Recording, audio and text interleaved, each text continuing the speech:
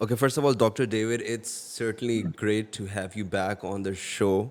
Our last episode is still doing rounds on the internet. People loved it, still getting comments on other videos asking to bring you back on the show again. Sir, how are you? I'm doing great, and it's great to be with you again, Ali. I look forward to our conversation. Same here, sir. Because we have you on the show, we'll take the privilege of asking you to give us a piece of your mind of what you think happened between Trump and Putin. Was this expected?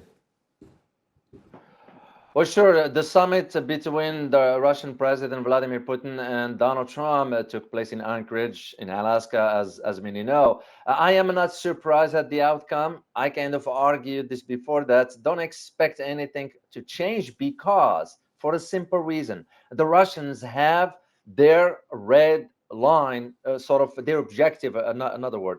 There are key points that doesn't matter whether they meet with the Americans or the Ukrainians or the Europeans. If those conditions are not met, there will be no ceasefire. Simple as that. And basically, what it turns out to be, this summit was nothing but a photo op, no more, no less. As to the substance, there is nothing there.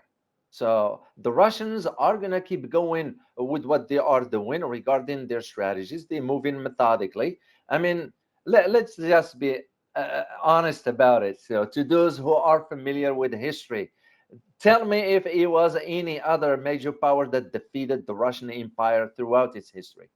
None. I mean, the latest being Napoleon thinking that, oh, I'm going to just conquer Moscow. Couldn't. And this is why when Europeans and the Americans, for that matter, thinking, well, we're going to just wear out the Russians, no, it's not going to work. And this is why the summit, in my opinion, was really it's just a photo op, no more, no less. Everything's going to go back to what it was. The Ukrainians are not in a position to make demands to begin with. Let me just emphasize this for your audience to know.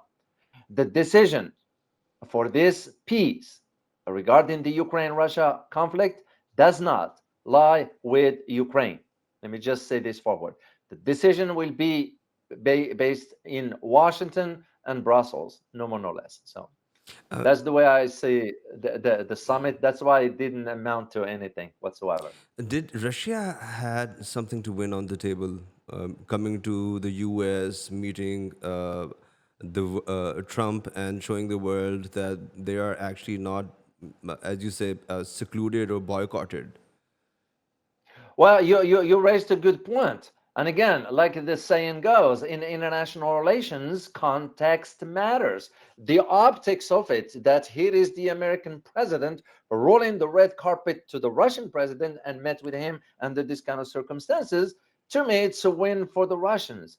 But a win also for, if I may use the term, diplomacy as well, because now you start to realize it might make more sense to sit down and hash out the differences with the Russians if we want to ever reach a peace. But for the Russians, they look at it like as a win. Yeah, we made our case, we showed up, we are willing to negotiate if there is a good partners to negotiate with. The question that the Russians will always have, is that can we trust the Americans? Can we trust the West? And the short answer is no. However, Russia has to do what it has to do because it certainly wanted to end the war, but it has to end on its term, like I said from the beginning of this conflict.